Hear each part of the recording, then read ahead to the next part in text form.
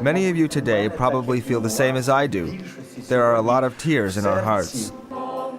At one of Kiev's largest evangelical churches, Pastor Anatoly Kaluzhny tries to comfort a grieving congregation.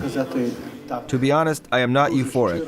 My heart is aching because our nation has paid a big price in blood. Ukrainians have been mourning the more than 100 people killed in clashes between riot police and protesters, and that sadness settles over a country facing dramatic political changes. After 3 months of protests, anti-government demonstrators are now in power. On Saturday, Ukraine's parliament stunned the nation by voting overwhelmingly to impeach President Viktor Yanukovych, who then fled the capital city. Hours later, members of parliament picked Alexander Turchinov, a prominent evangelical Christian, as interim president until new elections in May. Christians were praying on Independence Square. We were praying in our churches. People around the world were praying for us, and God did a miracle. Ukraine is a new country. And to give you a sense of just how dramatic the changes have been, a few days ago, this entire street was completely filled by the so-called Ukrainian Berkut, the police. Today, you have dozens of men. You can take a look all the way down. These are ordinary folks who have taken up position in front of the parliament. What happens next is very uncertain. As lawmakers scramble to put together a coalition government, skepticism abounds. That includes former Prime Minister Yulia Tymoshenko, free after spending the last 30 months in prison. We need to totally change the government. We need a whole new set of leaders. We don't need the rich oligarchs back in power. They need to go. Ukraine's neighbor, Russia, closely watches the changes. It has huge economic ties here, and President Vladimir Putin has publicly talked about bringing Ukraine back into its political orbit. The protesters instead want closer ties with Europe. On Sunday, America warned Russia not to even think about sending troops into Ukraine. Back at Pastor Kaluzhny's church, a plea for reconciliation after months of turmoil. We need to unite because the society is divided east and west, north and south. We need to come together and make very important decisions in the days ahead. Now, some of you say, well, what's with Ukraine? Like, who cares? I want to show you a map just to give you a sense of the strategic location. You see, there's Russia, and right there's that huge country of Ukraine. It's a gigantic country, but look, it borders on Belarus, it borders on Poland, it borders on Slovakia, borders on Hungary, borders on Romania. It is a strategic port on the Black Sea, and it is probably one of the most fertile areas of agriculture in the whole world. So when Stalin came in with his collectivization, he starved out the Ukrainians and took away their food. But nevertheless, they want freedom.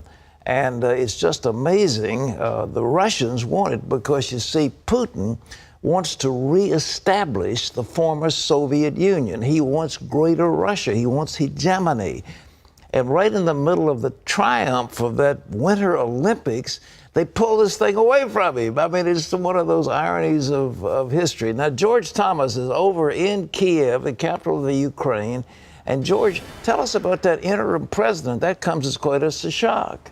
Yeah, it was stunning. He was, in essence, he's 50 years old. His name is Alexander Turchinov, and he has a long political career, Pat. He's a close ally of the former opposition leader, Yulia Tymoshenko, who was just released a few days ago after spending 30 months in prison. But clearly, as I've spent time on Maidan, on Independence Square, people are talking about Turchinov because he was there. He was there from the beginning, ever since November when the riots began, when the demonstrations began. He was there calling for Yanukovych to step down. So he has emerged clearly as a central figure in all of the upheaval that's taking place today in Ukraine. Well, George, they're going to have elections very soon. Is it Tymoshenko? Is she the front runner, or is this gentleman going to be running and he might be the next full-time president? Yeah, excellent question, Pat. There's ambivalence toward Yulia because people remember she represents, Pat, so much of the old guard, and many of the folks, the majority of the folks I have spoken to, say, listen, we want young people, we need fresh blood, we need folks who are not tied to the oligarchs, these rich families that they accuse of controlling the wealth of this country, and they say, listen, we're fed up, we want something new, we want righteous leaders. The Christians are praying for righteous leaders, men and women who will bring that moral, biblical foundation to the country. That doesn't mean, Pat, that she doesn't have a huge following. She surely does. But on the streets, people are just fed up, Pat. They want new blood. They want new faces, new leadership. All right, there's talk about a split. The people on the east, the ones that border Russia, they kind of like the Russians, and the ones on the west want to tie in with the EU. Now, is there going to be some kind of a split, do you think, or the people you talk to say we've got to keep the country together? No, it's mixed, Pat. Obviously, the big focus right now in the last 24 to 48 hours has been the Crimea region, as you very well pointed out that map. Very strategic, very important to give our viewers a picture of why this country is so strategic. Russia wants, there were protests today in Crimea in an area called Sevastopol, which borders the Black Sea. The Russians have a huge naval presence, and those in that area, in the southern part of Ukraine, definitely want to side with Russia. They want the split, but it is evenly divided. The eastern part is predominantly pro-Russian, the western part predominantly pro-European, and so there is this tug of war. But let me be very clear. As I've spent time here, I was just here 2 weeks ago, got back over this weekend because of the uproar. This is also about corruption, Pat. Let me just tell you, over and over and over again, people are saying, enough. We are tired of paying bribes. We just want to live a life where we don't have to deal with all of this corruption.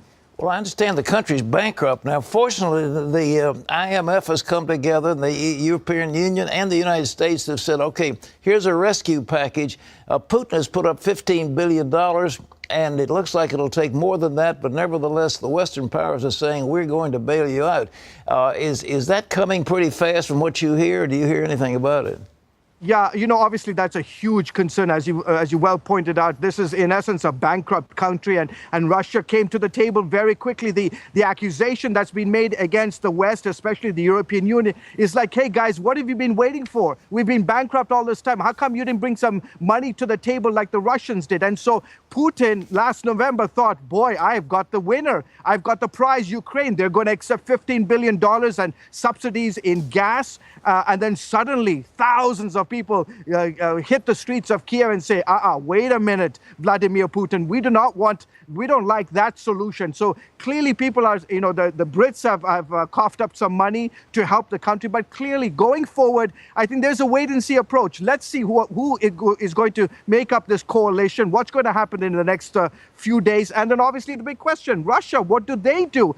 Listen, this is clearly a huge blow for Kremlin and Vladimir Putin, because he was hoping to extend his territory. He once called Ukraine the little Russia, and he in essence was very, very, he talked about a few years ago how the fall of communism was the biggest geopolitical catastrophe of the century. So this is a big, huge blow for Vladimir Putin. George, thank you very much. George Thomas reporting from Kiev in the Ukraine.